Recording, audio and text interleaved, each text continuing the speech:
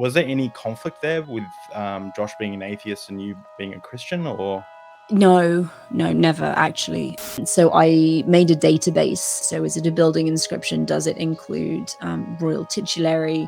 Does it include mention of which god or goddess? Is it a dedication inscription? So I made this database, and then I was analyzing the data when I decided that actually I was going to go insane if I kept pushing myself through academia. Could someone make the argument that the canonization of the Bible was inherently against God's plan? God gave the Holy Spirit to witness to people. Nowhere do I know does it mention that people should compile a bunch of scriptures and then use that to argue about abortion rights and LGBT issues. And that's interesting. Yeah, I think you probably could argue that. You could even say that the devil did it. You could even say that it was part of the devil's plan. The ancient Egyptians went to their version of the underworld, and like Christians will go to their heaven, and like the Norse people who believe in the Norse gods will go to Valhalla. And it's like, Megan, no, that's blasphemy. I'm like, oh. Let me just get this straight. Sure. So the pyramids weren't built by aliens. Is that what you're trying to say? They were not.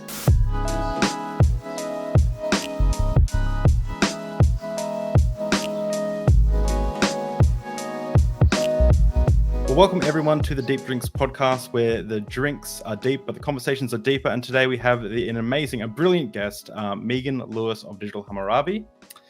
I'll give a little bit of an introduction. Megan Lewis is the brainchild behind the wildly popular Digital Hammurabi, which aims to provide reliable, accurate information about the ancient Near East through the YouTube channel, Hebane podcast, books, and more. Megan Lewis has a BA from Birmingham University and in ancient history, a master's of philosophy from the same in Assyriology, and a master's in Near East studies from Johns Hopkins University, if that wasn't enough. She also attained ABD status in a Ph.D. program at the Johns Hopkins University. Megan serves on the board of directors for HAPS, which stands for Humans Against Poor Scholarship, a non-profit dedicated to bringing academic research to the general audience and increasing diversity in academia. HAPS provides funding for students researching the ancient Near East. Megan has also helped produce and edit and publish her husband, Dr. Josh's books, two of which I have here, which is Did the Old Testament Endorse Slavery? Highly recommend, super easy to read. And this one, The Atheist Handbook to the Old Testament. These two are amazing. I especially love chapter 2 in this book, which goes over the history of I think it's chapter 2, is it? Yeah, it goes over the history of the Near East. Megan Lewis and her husband, Dr. Josh, are quickly becoming the darlings of online discourse around anything related to ancient Near East and Hebrew and the Hebrew Bible. Along with that, both Megan and Josh use their online status to stand up for their progressive values, not shying away from discussing the spectrum of human sexuality, as well as mental and physical illness, even when doing so is highly personal, choosing to normalize their human experience in the hopes of helping others. Megan is a Christian of the denomination Episcopalian, identifies herself as queer, and along with her husband, Dr. Josh, are becoming two of my favorite people on the internet. Welcome, Megan Lewis. Thank you, David. That was a lovely introduction. I mean, I thought your husband was hard, but to get everything down. But you know, you've got so much. I had to keep cutting. So yeah, it's amazing. You guys are. I really do mean that. You guys are the best thing that's happened to this conversation in many years. Appreciate that. From my perspective. And for anyone that's new to the Deep Drinks podcast, this is where we sip the drink of the guest choice and we discuss deep topics. So if you like this content, make sure you subscribe. We are getting to 1,000 subscribers. We're nearly there. I'm getting very excited about it. And so, yeah, if you like this content, make sure you hit subscribe. And today we're drinking some tea, aren't we? We are. We're drinking raspberry leaf tea. Yes. I've never had this before. So do you like it? It's very herbal. Yeah. I'm not it's much I drink far too much black tea as a British person. I think I'm contractually obliged to. So this is my attempt to decaffeinate myself in the evenings. Oh, so it's not caffeinated. That's good. No. That's good to know. Yeah, I think I drink too much caffeine as well. I'm lying in bed at 3 a.m. and I'm going, why can't I sleep? So, Megan, I'd love to talk about your journey, like how you identify as a Christian, how you became a Christian, Mm. I'd also love to find out why you got interested in study, especially your research at academia, and also meeting Josh. I'd love if you could tell parts of that Absolutely. story. Definitely. So the religion thing first, I was just raised Anglican. My mum took us to church most Sundays, but it was the church I went to is a very old, tiny English countryside church. It's made of stone. It's in the Doomsday Book, which probably doesn't mean anything to anyone outside of the UK. It's really, really old, like older than United States of America old. Wow. And it had like 5 people attended regularly, and we always joked that the congregation doubled in size when my entire family attended because I'm one of 4. So just a very like gentle introduction to religion, and like there wasn't a whole lot in the way of theology or doctrine. It was more, at least the way that my mother brought us up, it was more a religion of do unto others, don't cause any deliberate harm, and God loves you, and like he loves you the way you are, not the way that the rest of the world thinks you should be necessarily. So yeah, I just, it was just how I grew up, and it's something that does stay with me. I will say that it's not something I've always found terribly easy. There are a lot of things that kind of make me like, I like having some level of certainty about really everything in my life, and not being able to like point to something and prove that it's true is troubling. And I think that's probably the case for a lot of religious people. But I've kind of reached the point where the truth, like the factual basis, doesn't necessarily matter anymore. The way that I was raised with this particular brand of religion, for me, is more about doing what I can to make the world a better place in the time that I have.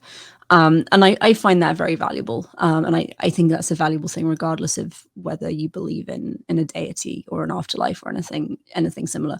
When I was in college, I worshipped as a Methodist. I've been to Quaker meetings, and then I came back to Methodism very briefly in DC because we found a really nice Methodist church that I enjoyed. And yeah, so now I'm in the US. I worship mainly as Anglican. I haven't really been to church in a couple of years because there's a pandemic going on, which makes me a little uncomfortable about leaving the house and gathering with large groups of people. So yeah, who knows if that will pick back up again. But yeah, for the time being, I'm still identifying as Christian. Yeah. Well, I've heard about that pandemic. It's been a bit of a pain. So that's very interesting. So obviously, Josh, your husband, is an atheist. Have you? I saw something you said on Twitter, which was one of the most beautiful things I've read, and which is like, it's not a problem because we respect each other and love each other. Something along the lines of like, because we're not horrible people. Can you explain like why, like the dichotomy? Like, is there like was there any conflict there with Josh being an atheist and you being a Christian, or? No, never actually. And when we first married, I mean, we got married in my home church. He attended church with me when we were first living together in the US. We took our children; they went to the Sunday school. Josh taught a few Sunday school classes for the grown-ups as well. That's adorable. And they loved him. He's a very knowledgeable person. I think they were very glad to have him as a resource. So no, it's just never been an issue. And actually, I'm doing a show in a couple of in June, I think late June, on Bitty Buddha's channel with Jess, Queen of the Heathens, about like, because she and I are good friends, about how you can be friends when you have this kind of religious disconnect. I'm like, well, it just really isn't an issue.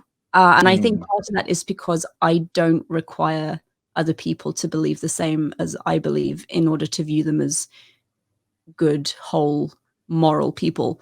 And Jess and Josh and many of my other atheist friends don't require me to be an atheist to take me seriously as a person. Yeah.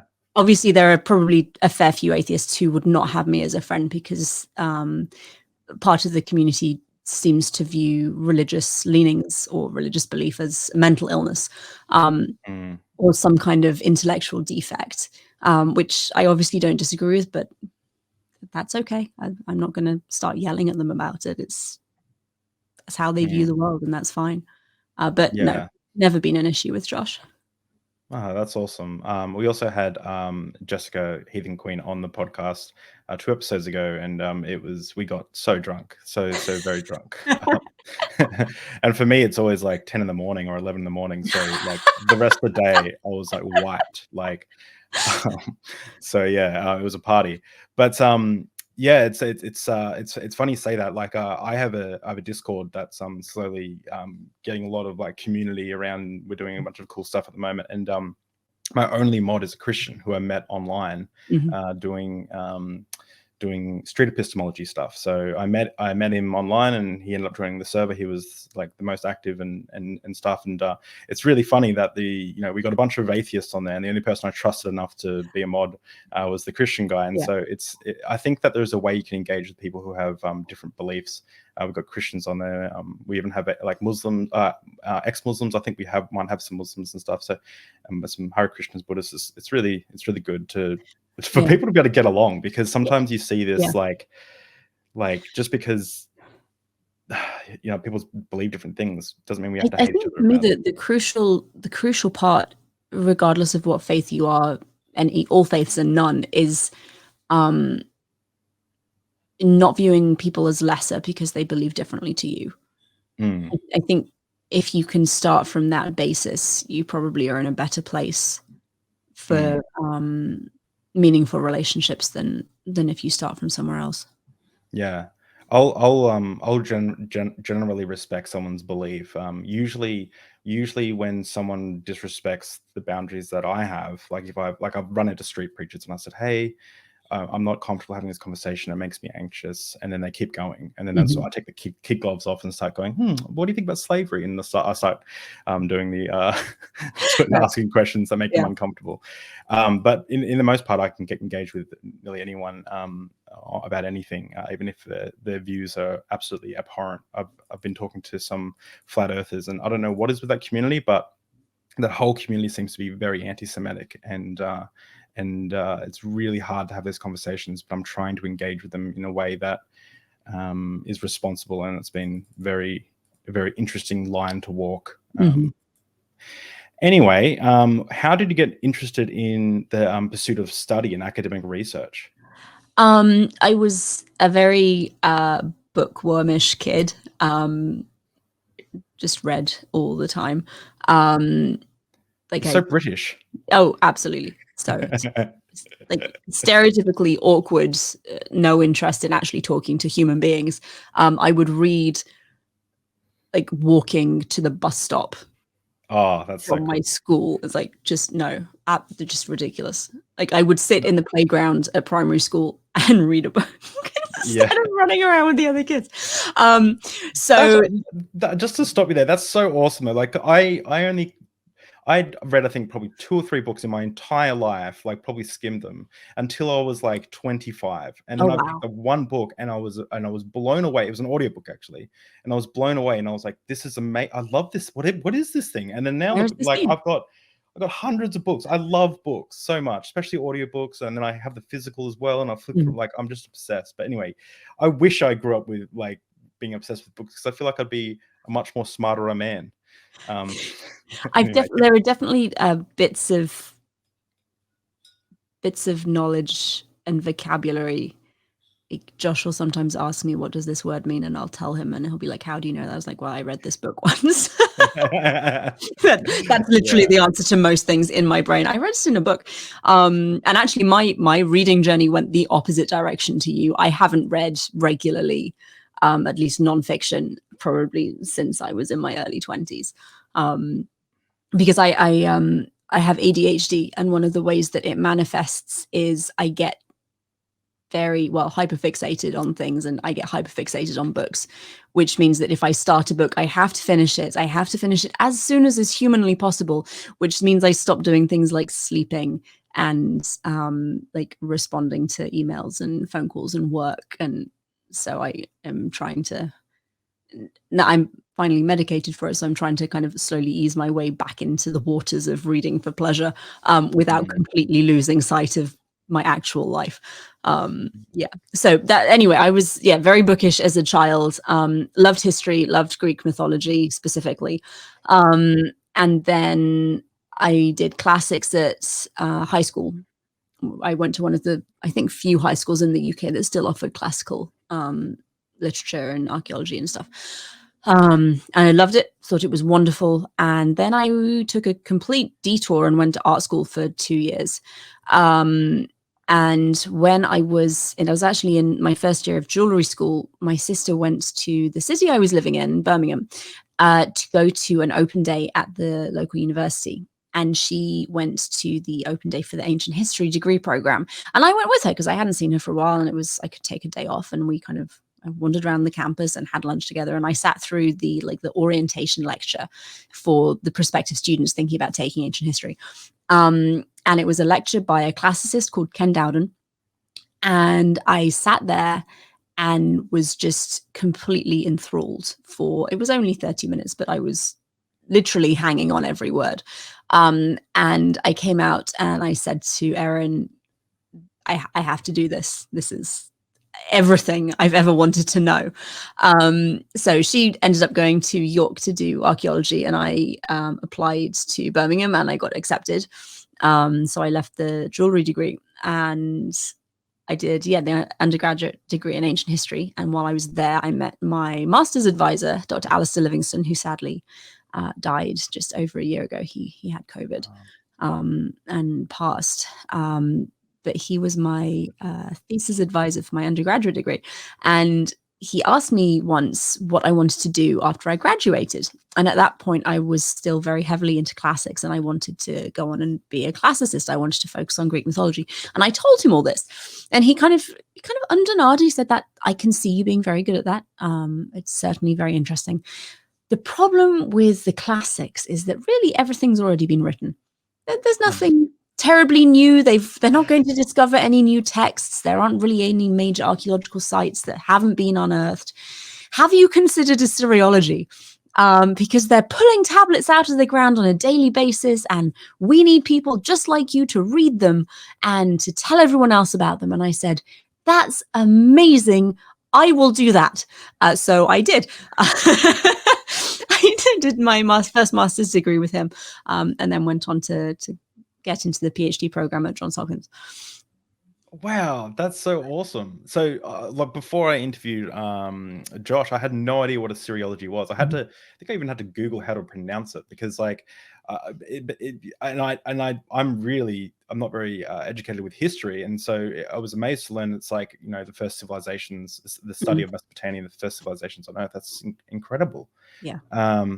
So I would, am I assuming correctly that you don't hold to the Bible as like you don't have like a Ken Hovind perspective of the Bible, where it's like, cool. I tried, and I think I succeed to do my best, and think I do quite well at treating the Bible as an historical text or a collection of historical texts, and insisting that they be placed back in the culture, the time, the place they were written in, to understand them more fully. It's mythology and mainly mythology. I'd love to get into that a little bit, but I first really want to hear how you met Josh. Sure. So he was a couple of years ahead of me in the PhD program at Hopkins. He was actually one of the first people I met. The way a lot of PhD interviews in North America work is that you go in, you talk to the professors, you talk to the person who would be advising you, and then often there will be a social get together with the other PhD students to kind of make sure that you mesh with the existing community. So Josh and the other two Assyriologists there, Caleb, who works in the UK now, and Anna, who works in Germany, I believe, we all went out for lunch. So they could kind of get to know me, I could get to know them, and we kind of talked, and it was really nice. And they're a great group of people. So that was our first meeting. And then once I got to Hopkins, he was a friend. He was really helpful. He showed me like where all the relevant texts were in the library, which he always laughs about, but was actually incredibly helpful because academic university libraries are big, and all of the Assyriological kind of ancient Near Eastern stuff was located mostly on one floor, and he showed me like the relevant stacks and the study room that the ancient Near Eastern students had. And then at one point he taught me, like, for people who don't know, quite often graduate students will act as like teachers, teaching assistants. So he taught me Sumerian and Akkadian for a semester, I believe. Yes, and like we studied together and worked together, and we were friends. And then he got a scholarship. He got the Fulbright scholarship and the day to go to Germany for a year and work with a specific Assyriology professor in the city of Tübingen. And while he was there, his then wife Tara said that she wanted a divorce, which is one of those, like, in retrospect, like, they didn't, and they would both say this. Tara's a good friend of mine now. Like, they would both say it was not a good relationship for them. They married very young. They were both very religious. It was kind of, you meet a girl you like, you get married, you have kids, is what you do. And then later you kind of find out that actually you're not terribly compatible. So she decided that the incompatibility was an actual problem. And they divorced while he was out there. And then he and I kind of started talking more romantically while he was in Germany. And then we kind of started dating when he got back. Yeah, and then he proposed to me in the library. Oh, it was really cute. He roped two of our friends into it. So the library at Hopkins has a study room for the Near Eastern Studies students. And he had one of our friends, Ioana, who's an archaeologist, kind of loitering outside the study room to make sure we weren't suddenly surprised by a professor. Because it's the reference section. It's where you go to get like all the dictionaries and all of the archaeological reports. So she was kind of loitering outside. And then our other friend, Anna, was in there. And we'd gone in to check something, I can't remember. And suddenly, like, our song started playing, and I was like, Anna's phone is playing this song that is ours. And I was like, that's a really weird ringtone for Anna to have, because it's like, that's just bizarre. And then I turn around and Josh is on one knee.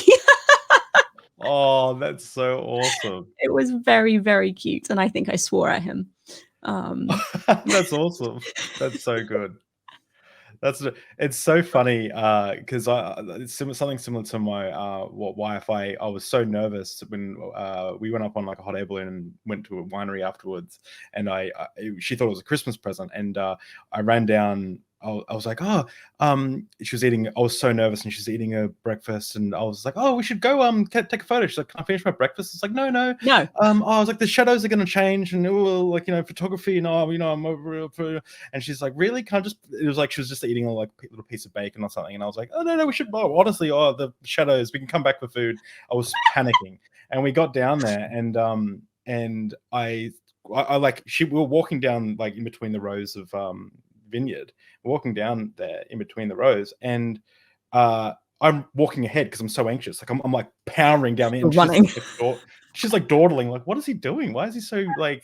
Anyway, and I like set up the camera, and I like put it there, and I walk up to her, and she's on her phone. She's doing like a panorama, and she goes, "Oh, you ruined my photo." And I was like, "Oh, sorry." And I got on one knee, and I was like, "Here," and she's like, "Ah!" And she freaked out. And I got it all on video and stuff. Yeah, I got all on video and stuff. But it was one of those things where it's like, it's so funny always hearing the woman's perspective in that, because it's like usually like, what's going on? And like, oh, it's like a big surprise. Yeah, like I knew he was going to propose at some point. I designed my engagement and wedding band set. I knew it was coming, but like I was still completely and utterly shocked. Somehow he'd managed to get the rings, because a designer, like a jeweler that we know, or that my mother knows in the UK, ended up making my engagement set, and they FedExed it over. And like he got it sent to Anna's house, and then Anna ran it up the road to him, and he kind of was like, I have to go and move the car because the street cleaners are coming. And he ran downstairs, and I was like, okay, I'm just gonna sit here and read my book and do some work, and it's all fine. And he like sprinted to her house and then sprinted back again. I was completely shocked. That's so good. Yeah, that's such a beautiful story. That's so good. Yeah. I love you guys. You guys are amazing. Like, you guys, like, I love what you do on Twitter and stuff. I really like you guys. So I did want to, so we've already talked a little bit about your religious beliefs, but I'd like to go into, like, what is your religious beliefs? Because I know that a lot of people would say, wait, so you don't believe in the inherency of scripture? What is Christianity to you? Do you believe that Jesus rose from the dead? Do you believe that we're going to heaven? Do you believe in hell? Like, all those sorts of things. Like, have you thought much about those things, or do you not care and just enjoy the culture? Or have you got like some theological answer that's going to blow my mind? I wish. No. So I think a good part of it is cultural. And I've talked about this publicly before, and there have been comments from other British people saying it's a very cultural thing. Like, theology did not figure in really any way, shape, or form in my childhood experience of religion. We obviously had Bible readings and sermons based around those readings that were kind of like, be a good person, don't fuck up, like, be nice to other people, maybe, probably a good way to go. So, and then I was kind of, you are taught, like, with, I think, probably every other branch of Christianity, that yes, Jesus died on the cross, he rose again, and will come again to redeem us all. That was never, like, the resurrection was kind of the more of a focus than the second coming. So I was probably well into my teens before I really kind of unpacked what the second coming was. And, like, do I think that's happening? Probably not. Do I believe in the resurrection? Very fuzzy on that, if I'm honest. Very fuzzy.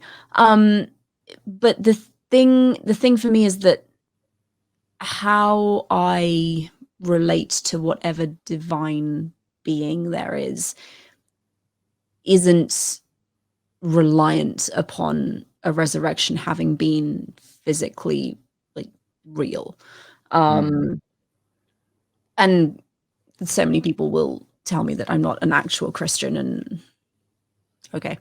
I get told all the time I was never a true Christian. Yeah, it's distressingly common, honestly, because especially, and Josh gets that a lot, and he was a pastor, he was a chaplain in the Air Force. Like, the man knows his theology. He has a master's degree in theology. Like, just because you think differently now doesn't mean that your faith was never true or real or valid. I think that's an incredibly insulting and mean-spirited thing to say. And I get why people say it, because if someone who seemed so such a, like, the right kind of Christian can deconvert, then it's scary, because it means that maybe you can hugely. Yeah. So I understand, but at the same time, it's massively insulting to a very large number of people who have experienced very real harm at the hands of both the church and other religious people. So yeah, I don't really know, to be honest. I don't. And it's one of those things that has kind of got both more difficult and less difficult as I've kind of aged. When I was in aged, like I'm ancient, as when I was in, like, my early 20s, late teens, early 20s, kind of going through my undergraduate and my first master's degree, like, it really, really bothered me. I found it very, very scary that I didn't know how I felt, and that a lot of what other Christians seemed to believe and think felt very wrong to me. And but they were like, but look, it's in the Bible, and it is indeed in the Bible. And if it's in the Bible, does that mean it has to be true? And if it doesn't have to be true, then really, what am I basing any belief in if I'm not doing what I'm supposed to be doing and using the Bible as my basis? And kind of as I've got older and come to view the Bible as a collection of historical texts rather than the divinely inspired word of God, I think it's become a lot easier, because yes, slavery is endorsed by the Old Testament, the Hebrew Bible. Whoa, spoilers alert. You got to get someone to read the book. They got to read the book and find out. Yeah, read the book and find out. But it absolutely was. And, I mean, okay, it's a text from the ancient Near East. That is what they did. Slavery was a thing, and there were rules and regulations around its practice. And having a collection of texts from the ancient Near East, which the Hebrew Bible is, endorsing and regulating the practice of slavery is not like an earth-shattering thing. It makes sense to me. Of course it does. It's what everyone did.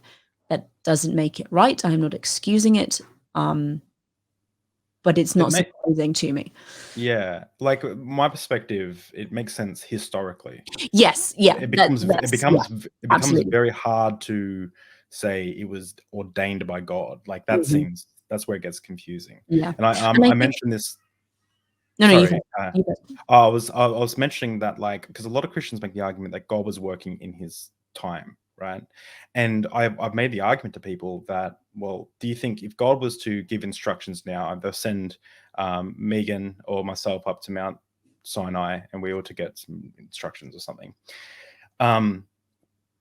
and do you think God would give instructions on how Christians should run their OnlyFans? Do you think he would say, like, only do 2 oral sex videos a week, anal only on Tuesdays, do boob videos on that seems immediately heretical. Like immediately a Christian can realize that's messed up. But a lot of people make a lot of money, and they could use that money to save a lot of people through OnlyFans. Right. I've got no problem with OnlyFans, obviously, but the point is like that's seen as a sin. Slavery is not. It's seen by well, a lot of Christians would say it's a sin, but I don't know. Sorry, it is now, but it wasn't. Yeah. So anyway, what were you saying? I think the thing. So Josh and I talked about religion like early on when we were like just friends, and he explained it as, or explained the Hebrew Bible, and just the Bible generally, as a record of one particular, well, I guess 2 particular cultures' way of interacting with the divine that they saw in the world around them. And I like that explanation very much. And I think that probably resonates with me because I never saw the reason for for the belief in a God to be like to the exclusivity of other deities. Like when I was in high school, I joined like the students' Christian group, and I was like 12 or 13. I was one of the youngest members there. And I remember saying to like the 6th grader who was running it, she would have been 17, 18. Do you think when people die, they just like they go to whatever heaven it is that they believed in when they were living? Like the ancient Egyptians went to their version of the underworld, and like Christians will go to their heaven, and like the Norse people who believe in the Norse gods will go to Valhalla. And she's like, Megan, no, that's blasphemy. I'm like, oh. Like, I don't know if it's true, but I like it. I think it would be a nice way for the world to be. The idea that this particular record of an interaction or a relationship with a divinity, like it doesn't have to be factually correct, obviously, because I'm not here to like say I can prove the existence of God. I'd be like the world's wealthiest woman. I could do that. But it's proof of humanity's attempt to build a relationship with something greater than ourselves. And I think, aside from the historical value of the Hebrew Bible and the New Testament, I think there is value in recognizing that that's something that's happened through most of human history, like that attempt to explain and relate to and build a relationship with whatever is kind of out there that we don't understand. And obviously, as our understanding of the natural world has developed and increased, there's less and less, like, not many people worship like thunder anymore because we can explain what it is. But there are many other things that we can't explain. And I think seeing how people have like anthropomorphized that, whether or not they're right, is really, really fascinating to me. And I really enjoy that kind of relationship with something greater than yourself. Yeah, that's very interesting. So you've probably obviously heard of the elephant theory, like where a bunch of blind people are touching an elephant, and have you heard this before? No. So it's like a bunch of blind people are touching an elephant, and they're describing parts of the elephant, and they're saying, "Oh, this elephant, this thing it has big, strong legs, or this thing has a trunk, or this thing has tusks." And they're all touching different parts of this elephant, and they're all getting a little bit wrong because they're touching different parts. They don't get the whole picture. And this person touching the tusk is explaining it as hard and strong, hard and firm and brittle, and then the person touching the legs and the tail are different. And that's the idea that's what a lot of people who subscribe to a lot of people subscribe to that idea when it comes to God and beliefs, that religions are connecting with something, whether or not it's true or not, and that thing they're describing, their subjective experience, they're all describing it differently based on their presuppositions as they go into it. And I can almost get on board with that because it's interesting, yeah. Yeah, I would say I'm an agnostic atheist because I don't have evidence to. I used to be a Pentecostal youth pastor. I don't know if you knew that, but I now reached a spot where I was like, I could no longer be convinced. I was no longer convinced of the evidence, but it doesn't mean that the moments when I still had moments of like huge emotional, crying, weeping. I had Pentecostal-ish moments, like speaking in tongues and feelings of elation, all that kind of stuff. I just don't know what they are. I just don't subscribe a truth claim to them anymore because I know that other religions are the same. And this is a kind of tangential, but kind of what to both what you're saying and to the elephant thing is elephants again. I remember when I was dealing with a death in the family, and a friend was dealing with the death in their family, but it's helped me as well.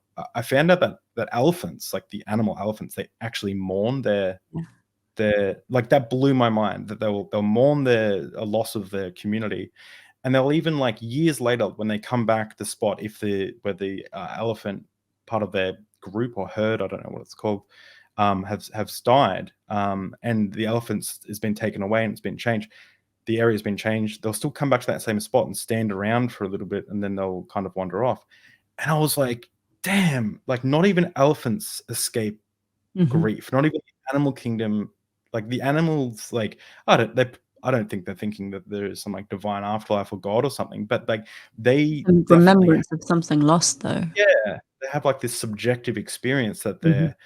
And for some reason, I don't know why, but it helped me and it helped my friend when we're both dealing with the grief of the death. It's like knowing that not even the elephants escape this subjective experience. Not even animals escape this subjective experience of something bigger or mourning or loss or subjectivity. And yeah, I don't know if that's relevant, super relevant, but yeah, I find what you're saying is interesting. I can almost get on, but I could almost be a Christian if that's the kind of Christianity you're talking about. I'm like, if we're honest, I'm a very bad Christian.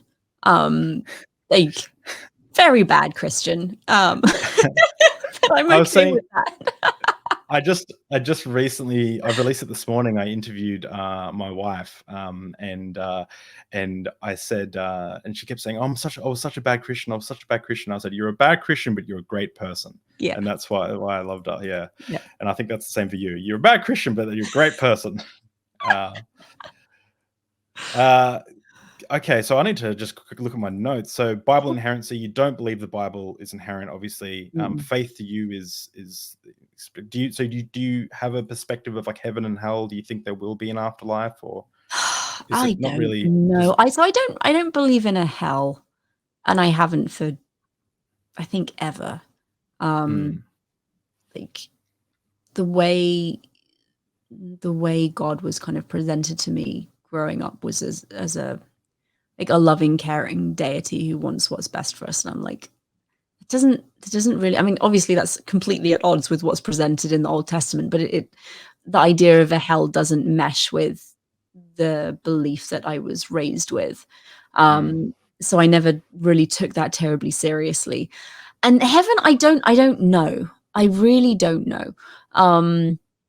The heaven described in the Bible is kind of unpleasant, honestly.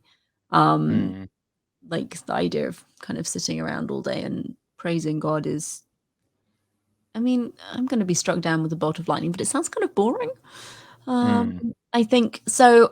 I don't know. I would like for there to be an afterlife, but I don't have any like firm like belief in one. My mother always wants to be reincarnated. She wants to come back as a tree, which I think is a pretty solid decision on her part. Yeah, I don't know. I was actually going to ask you, like, if you could choose between like the traditional afterlife or reincarnation to enlightenment, like Eastern thought, what would you, if you could choose one and it would be automatically true, which one would you choose? Probably reincarnation, to be honest. It's a fun one, right? Yeah, it's like a keep riding the roller coaster. yeah. Oh man, it'd be so.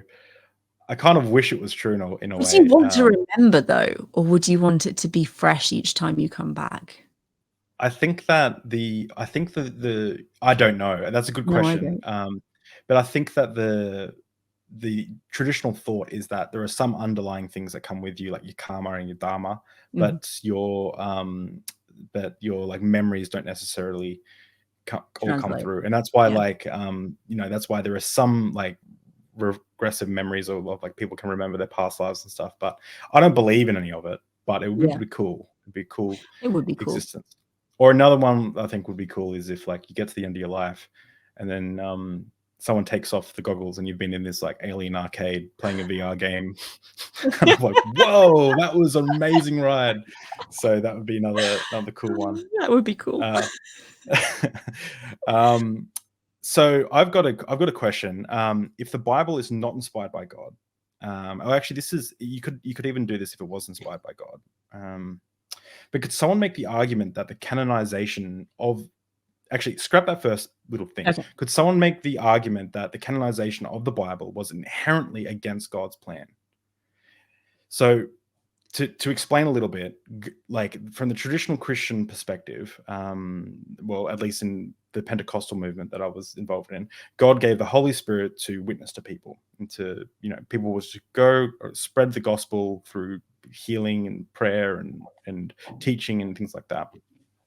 Nowhere does it mention that people should compile a bunch of scriptures by God into a canon, into the Bible, and then use that to argue about abortion rights and LGBT issues and things like that. So I'm wondering whether or not you could argue from a theological perspective that the Bible, if you were to take the idea that God is real, that the Bible is actually inherently an action against God's design. That's interesting.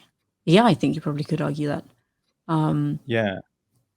I mean, you could even say that the devil did it. You could even say that it was part of the devil's plan to corrupt God and corrupt his like true thing. Yeah. But then, of course, I'm appealing to the Bible and the devil and all the stuff written about that to kind of debunk it. So it's like plugging an extension cord into itself again. That's a really interesting argument, though. I'm sure someone. I'm very bad at debating. I'm sure someone could make that very persuasively if they tried. I'm sure I'll get a bunch of hate mail from it, and the person will comment a bunch of times, and I'll ask them to jump on Discord and have a discussion, and then they'll delete all their comments right away. Because that's what seems to happen. Okay, so what is your jumping into academia? What are your Mhm. specialties in the field of Assyriology? And I'm just being careful on time. Yeah, Because we do have a lot of great questions from the Discord. So yeah, sure. let's run through the academia to make Okay. sure we. So I'm an Assyriologist, which means I focus on the cultures, civilizations, and languages of Mesopotamia, ancient Iraq, parts of Syria. My undergrad, well, no, my master's, no, sorry, too many degrees. Yeah, my first master's Way thesis, too many. my first master's thesis was on the perceived relationship between the goddess Ishtar and the Neo-Assyrian kings. So I Okay. looked at a selection of hymns and literary compositions about the goddess, and some prophecies, and look at the language and how the kings related themselves to the goddess. So that was kind of like very royal propagandistic. And then it kind of continued into the PhD dissertation. I did leave the PhD program before I completed, but I have like 3/4 of a PhD dissertation just sitting on my hard drive that one day I will finish. But I worked on royal inscriptions from the like early third through to mid second millennium. Um, so I kind of ended with around Hammurabi's time. But the point of that dissertation was to look explicitly at kind of relocating the language of the inscriptions onto the objects they were written on, and then the objects themselves into the places where they were excavated. When you work on inscriptions or textual evidence from the ancient world, quite often what you're presented with is a translation or a hand copy. So someone has drawn out the cuneiform, and you read the drawing, or you, if you're able to, you get hold of photos, or you go and see the original artifact. But you work on the text. You don't really consider what it's written on, why it was written on that object, like why that object in particular. And then very often people also don't consider the archaeological context that that object, that inscription was found in. So I made a database, kind of compiling all that information, taking the inscriptions, and like kind of the themes that they dealt with. So is it a building inscription? Does it include royal titulary? Does it include mention of which god or goddess? Is it a dedication inscription? So all of that information, plus what object it was found on. Was it like a brick or a statue, or like a weapon of some kind? And then where that object was found, and if it was like in a primary or a secondary context. And a primary context is when an object is found in its place of use, where it was put by the people who made it. So if you're looking at royal inscriptions, quite often they're on building bricks. So was this brick like placed in a temple wall? Is it in the temple that it was originally put in? Has it been dug up and redeposited by a later ruler? Has it been thrown in a trash pit? And if it's been moved somehow, the location it's found is then a secondary context, because it's not where it originally sat. So I made this database, and then I was analyzing the data when I decided that actually I was going to go insane if I kept pushing myself through academia. I had our son that year, and we didn't have any childcare. We still don't really have any help with childcare. So I was essentially being primary caregiver for 3 children, and trying to be a full-time student. And it was just, it wasn't working, and I was very unhappy. So we prioritized the family stuff, and maybe I'll go back. I don't know. Anyway, yeah, so royal inscriptions, and how, like who they were for, why they were written, and where they were found. Yeah. Oh well, I don't blame you for thinking that academic take care of children and doing and completing a PhD. I don't blame you for being overwhelmed. Geez, that's yeah. And it's funny how you said my first master's degree. So you have 2, right? I do, yes. Yeah, it's so awesome. What a thing I like about one of your videos is you actually decided to take a stab at the ridiculous notion of aliens and the and the ancient world. So I'd like to. So let me just get this straight. Sure. So the pyramids weren't built by aliens. Is that what you're trying to They say? were not. And I realize this is a controversial statement for many, but they were not. Not even a little bit. But they're pretty accurate in regards to something. I mean, they're pyramids. Yeah. It's so funny. I work for a surveying and town planning firm. We do surveying, and I remember one of my friends once said to me, we don't even have instruments today that are as accurate as they built the pyramids. Has he seen the pyramid? And I said, well, no, obviously not. And I said, really? And he goes, yeah, they're so square that we don't have instruments that can. And I was like, and I'm thinking like, we have instruments that can measure to 0.1 of a millimeter. Like I'm not okay. I'm like, okay. So we looked up the maths, and I was like, I think they were like something 2 minutes out of alignment, which is not much in regards to ancient, but 2 minutes, like, so you get like 60 minutes and then 60 seconds within each minute. If over 200 meters, 1 second is 2 millimeters of error. When we're doing like just a shopping center set out, you got to be within 3-4 mils of accuracy. A shopping center is hundreds of times more accurate than the pyramids. We definitely have technology today that can do it. And it's just amazing. Where do you think this comes from, this notion that the pyramids and the ancient world had? So where it originally came from was racism. Oh, really? Yes, absolutely. And there are many people who have dedicated their careers to explaining this. And if people are interested, please email me. I will give you a reading list. No, we will put a reading list in the description too. Yeah. So at its core, ancient alien theory was created to explain why Black and brown people built monuments that white people didn't. Oh my! Because if you think about it, there are very few ancient alien theories about Stonehenge or something similar. Yeah. And the ziggurats, the pyramids, the monuments in South America, all aliens, definitely. Absolutely aliens. And I want to be very clear. I am not saying that people who enjoy ancient alien theories or who promote them today are necessarily racists. I am saying the theories are rooted. Yeah, the theories are rooted in racism. And I think a part of why they are so popular is that it's science fiction. It's science fiction made real. And I love science fiction. It was I think my most read book genre when I was a kid. Absolutely love it. Space travel, mind control, all of it. It's beautiful. I love it.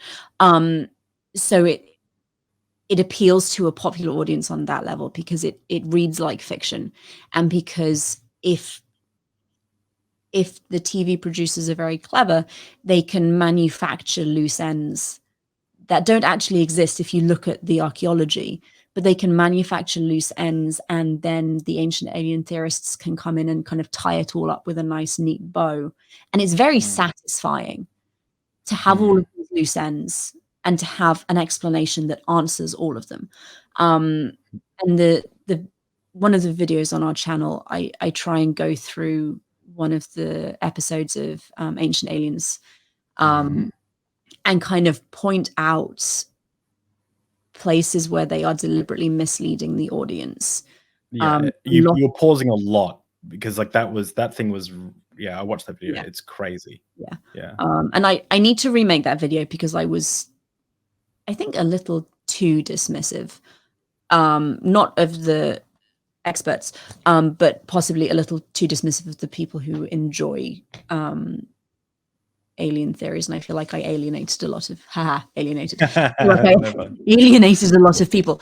But if you watch that episode, you're right. I pause it a lot because they deliberately set things up to create questions and to create mysteries that actually don't exist. At one point, they're talking about underground caverns, and they're like, they go on for miles, and they date back to this like ancient history. And if you go and just read the Wikipedia page for these caverns, actually, like a tiny area of them do date back very, very late, but most of them are Byzantine. Most of the caverns are relatively modern history, like, and they were trying to argue that they were made to escape the flood. No. Wait, so ancient alien theorists cross with young Earth creationists? Ah, shocking, right? That's weird.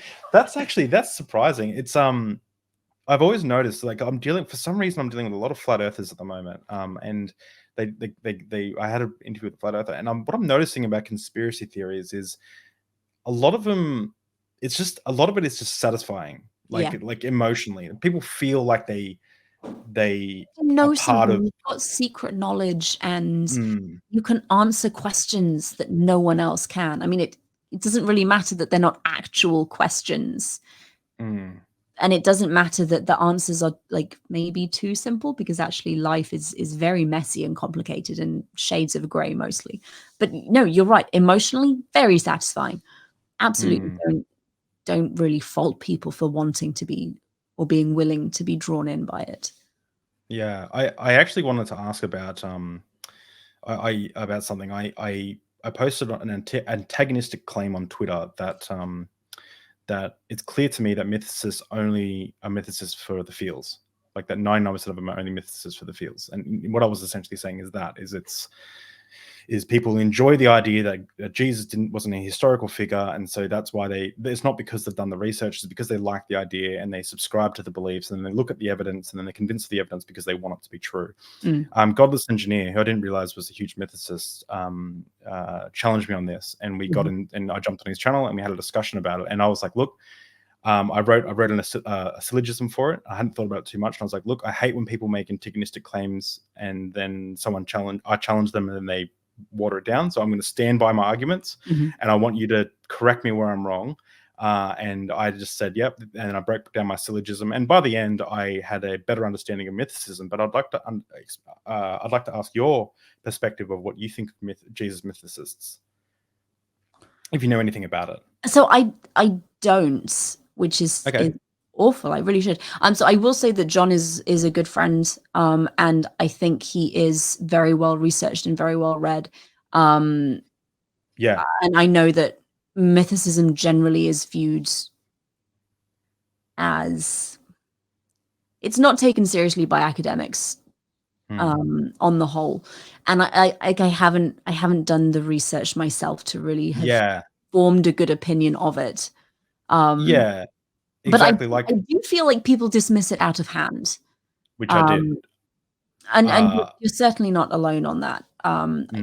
People definitely dismiss it out of hand, and I unless you can come up with a good answer for why it should be dismissed, I think I do see why people get quite so frustrated.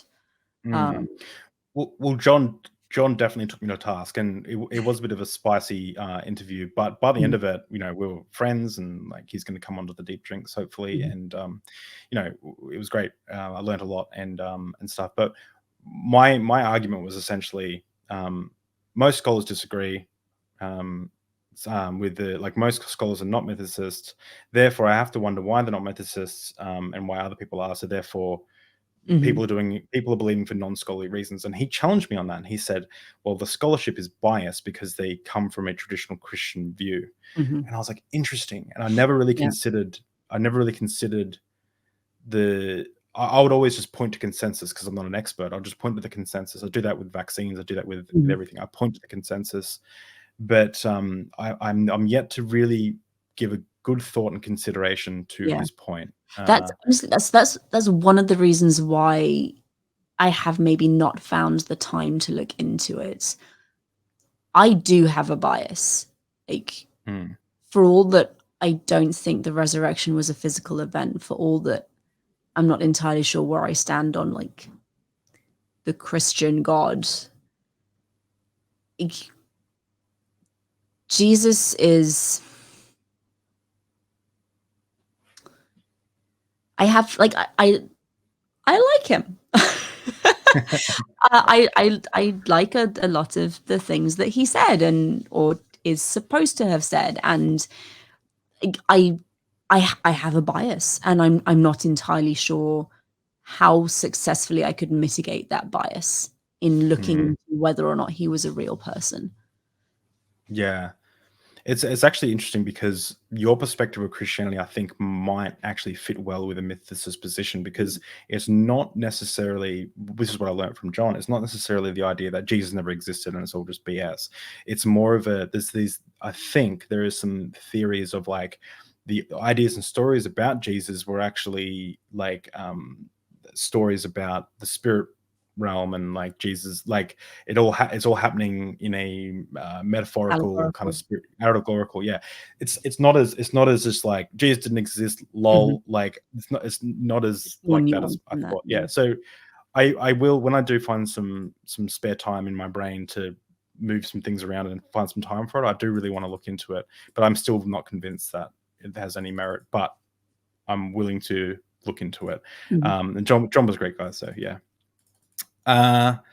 So I think we should move on to the Q&A, because I don't want to keep you till midnight. So I have a bunch of questions I have 8 questions from Discord community. Some of them you've already answered though, so it might not be as long as we think, but this is one question that Dr. Josh, your husband, I don't need to tell you that he's your husband. I don't know. I said that. So Dr. Josh mentioned, and I keep saying Dr. Josh because it's like, I know it's his branding, and it's like Dr. Josh, Dr. Josh. So I'm trying to like, no, you gotta stay on brand. So he said that you may have this would be a really good question to ask you. And I think this is the question.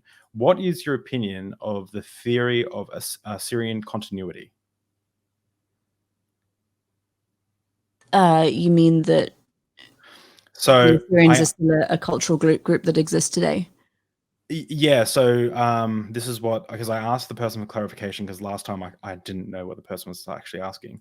So it's the concept that modern day Assyrian communities claim to be descendants of ancient Assyrians, all the way back to Akkadians. Sure. Do you think it has merit? Again, it's not something I have researched, but I mean, okay, I don't. Sure. Do you think it's? Do you think it's got much? Do you know if it has much merit to it, or is it? So I genuinely don't know, and I would also be very careful about weighing in on an argument about a culture that I am not a part of. Yeah, fair enough. So for me, an analogy would be Josh's ancestors didn't come over as pilgrims, right? Or at least not the original pilgrims. He wasn't here. His family wasn't here for the first Thanksgiving. But we as a family still celebrate Thanksgiving every year. Are we entitled to do that because we weren't here for the first one? I think so. Am I entitled to do that as an immigrant who is not even going to attain, or has no plans to attain, American nationality? I think I do. If a people group finds strength and pride and identity in a connection with the ancient past, I think that to deny that, especially for me from a position of privilege and let's stick with privilege. I think I'm on very shaky ground if I take issue with that without having an actual solid anything to back it up with. Now, obviously, you do run into problems. I'm not saying this about the Assyrian community, but with some, you can think about like neo-Nazis, for example, drawing direct lines from the Norse gods to their current culture, you run into problems with things like neo-nationalism and yeah. So it can definitely be a very problematic practice. You should get Ocean on to talk about folkism if you have not had him as a guest. He's an excellent human being. He'd be a very good person, I imagine, to ask about this kind of topic. But it can be very problematic, but I am not going to sit here and say that no, there can't possibly be a cultural connection between the Assyrians that I study in ancient history and Assyrians of the modern world. Okay. Okay, cool. Is the claimed Kurdish nativity to Upper Mesopotamia / Anatolian mountains true, or is the Kurdish history much more nomadic? I have no idea. Okay. Hey, sometimes that's the best answer. And these questions, these are the tough questions. I'm hitting you with the tough ones first. If you've got anything around like 2500 BCE, hit me with it. Well, I have no idea. I'll take a stab at anything you've got, but just for viewers, I'm really sorry. I don't come into modern history at all. That's okay. You guys have a lot of history on your channel, and am I correct in assuming that you're playing with the idea of possibly doing a Hebrew course? Maybe. Yes. Yeah. Josh has been talking about doing a Hebrew class. Okay. Yeah. He's actually written the syllabus out. We haven't sat down and decided like dates or how many. I think he was talking about 12 or 14 classes, but we don't have dates for those. Okay. I had no interest in learning Hebrew, but since learning that Josh is the teacher and also hearing the stories about him and his buddy with a dictionary in a room just talking to each other, I've gotten more and more interested, and I've been looking into the Hebrew language, and I might be a student. So if you guys end up doing that, let us know. And if anyone watching this ends up doing that, you might see me there as a student, and we can jump onto the Discord after. Josh is a very good teacher. He enjoys it, and it shows. And he has, I think I would think this, but I think it's true. I think he has a talent for breaking down complex concepts and explaining them in a way that people understand without having prior knowledge. Yeah. I'd say well, from what I've just seen on your channel, that seems accurate as well, from my perspective as well. Why do you think the Babylonians are portrayed as more antagonistic than the Assyrians? In the Bible? Or just because in so Assyrians, so he clarified, Assyrians are the sole cause for the loss of the 12 tribes of Israel. Why still is Babylon seen as the perfect depiction of a sinful and godless civilization, of whom all the people are the sons of whores? Quote, sons of whores. I don't know. Okay, that's hey, it's much better to say I don't know than... I mean, it could be, if I had to hazard a guess, I would say that the Assyrians greatly admired Babylonian culture and literature. A lot of the literature you see in Akkadian in Assyria has been lifted from Babylon, the library of Ashurbanipal, where we have the vast majority of Mesopotamian literature. He took a lot of tablets, a lot of literature from southern Mesopotamia, from Babylon, when it was under Assyrian rule. So it's possible maybe that whoever wrote and compiled the Hebrew Bible saw that chain of transmission and decided that while the Assyrians may have been arrogant, violent bastards, the ideas originally, the threatening ideas, the mythology originally came from Babylon. So it's really their fault. I mean, there may also have been a residual memory of southern Mesopotamia as home of the first big cities, but that's a stretch. Okay. So you moderated the big debate between Ehrman and Licona. I did. Regarding the resurrection of Jesus, the historicity. First of all, what did you think? And secondly, was there anything that stood out to you as new or interesting or a great point from either side? So for some context, that was 7 hours. And just a brief 7 hours. it was, yes, indeed.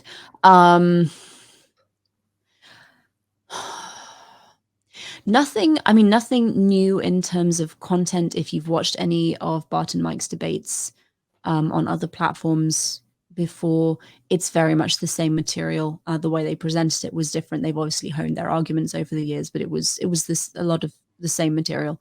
I think what stood out to me is the thing that actually stands out to me with all of their interactions, how very civilized they are towards each other.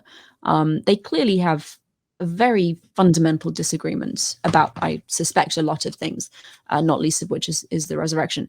But despite that disagreement, they are able to keep the debates, I wouldn't say calm necessarily, because there were heated moments, and I think that's fine and appropriate, but it was always civil. And I think that is something that is noteworthy, especially when you are talking about religious beliefs. Because if you talk to religious people and you tell them that you don't agree with their views and you lay out why you don't agree with their views, you will get yelled at. So yeah, I'm sorry, it's not really like a content answer, but I think they both did a good job. It's not one of the reasons they asked me to do it was because I'm not a New Testament specialist. I don't have that background or training. So I can't say really whether any of the evidence presented was terribly new or noteworthy. But I enjoyed it. It was a very it was an interesting experience, and I was just impressed with both of them. I think part of the reason why they chose you is because you and Josh are the new darlings of sorry, I just so what do you this might be a good one. What do you I'm going to ask two questions. What do you consider is the greatest argument for Christianity? And then the next question is, what do you consider the greatest argument against Christianity?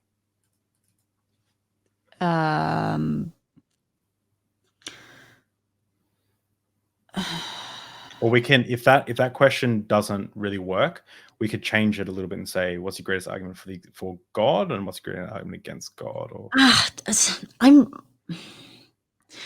don't know. Like, I don't care. This is like a fundamental problem with my personality. I genuinely don't care. I believe what I believe, and that's fine. And most of my reasons are purely emotional. And I'm okay with that. That is so. I'm so glad you answered like that. That's exactly like when I interviewed my wife. It was like she has this amazing ability to. I'll burst through the door and be like, "I found this thing. It changes our whole identity, like our whole life. Everything's changed." And she goes, "Oh, okay. Do you want a cheese board?" And then she's like, like she does not like. She just goes on. And I was asking her questions like, what about the morality? Like, I'm going to throw some evangelicals' worst nightmares at you. And I was like, what if our kids are smoking? What if our 15-year-old son comes home and he's like, here's my boyfriend? Or like, I was giving like really evangelicals' worst nightmare questions. Or, and she was like, no, I don't care. And then at the end, she's like, I don't think that changed at all from when I was a Christian. And she's like, I was a bad Christian. I was like, you're a bad Christian, good person. So yeah, I don't get it. You two are weird, is what I'm saying. I don't get it because I think maybe so. If I had to like pick something, I think the best argument against would probably be the problem of evil. And I think that is something that a lot of religious people struggle with. If there is a good, omnipotent, benevolent deity out there, why do bad things happen? And why do evil people so often rise to the top and not get any kind of not necessarily punishment, but why are they not stopped from doing evil? And I don't have an answer. I wish I did, but I don't. And the thing, like, I'm not sure there is a good argument for God. Like, I'm not a philosopher. I can't give you a logical. Don't you? actually have a master's degree in philosophy? Yeah, but that's just the degree title. I've never done any actual philosophy. Oh, okay. I don't know why it's called a Masters of Philosophy. Probably Okay. because an old white man decided it should be called that. No, that's just the title of the degree that I have, but it was all history. Yeah. So yeah, I can't give you a syllogism about like why God exists, because like Yeah. again it's emotional for me. I'm taking it on faith. I have no good argument for it. Well, and this is one of the reasons why I really like you, is you're very honest. You just say how it is, and that's really good. A lot of people would like dance around that question and make up all these reasons where you're just like, yeah, it's just, I don't have a good reason. That's what I believe, and I go, okay, great. Like at least we can have a conversation. So this one might be a bit of a hard question to answer. But if you were convinced that God was against homosexuality or queerness, would you advocate that queer people live in celibacy? Absolutely. So this is okay. This is interesting because obviously I've seen some of your videos about the Bible's historical context of homosexuality. But the more specifically is the question is, what if God, the creator of the universe, was against it? If he was against it, he should not have made gay people. Interesting.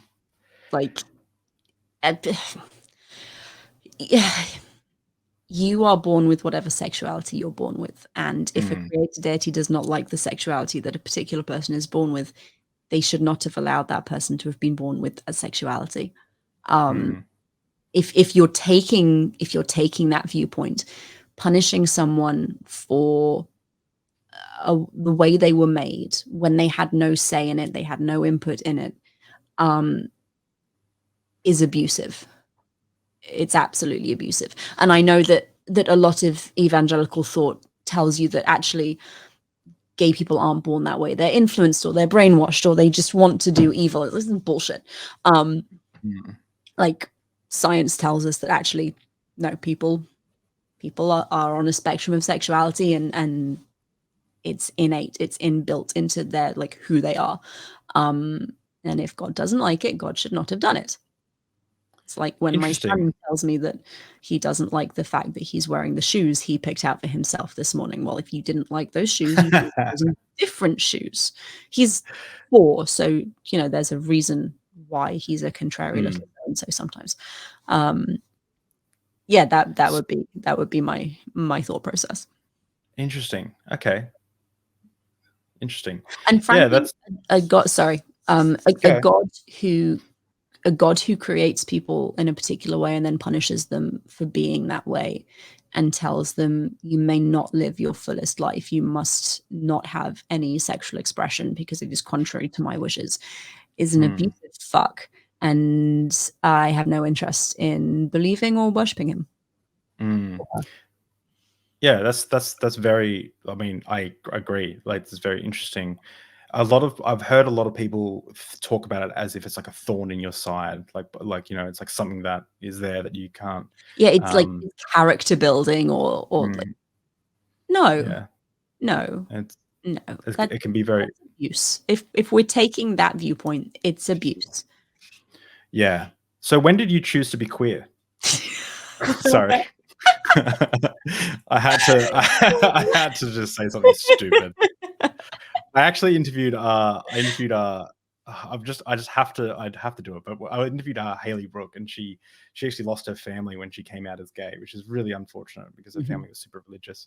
And halfway through the interview, I was like, wait, so you're not into me, like you're not. And just like, I'm like, I don't know if I believe you, but you're not. So you're saying you're not attracted to me at all? Like this okay. Doesn't seem right.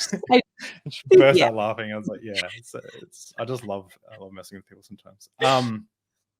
So last question, and thank you so much for your time. But regarding your God belief, what evidence would change your mind?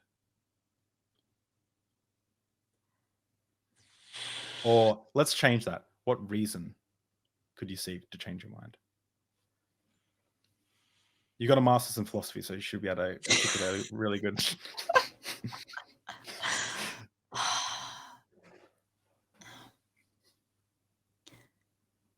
I don't know. And you don't care? I mean, not really. It's. I always say that if I deconvert, it will be because of other Christians, like internet apologists, evangelicals trying to decide what I can and cannot do with my body. Other evangelicals saying that vaccines are the work of the devil, and it wouldn't even be a deconversion. It would be a realignment away from Christianity as a label and towards something else that is not so openly toxic.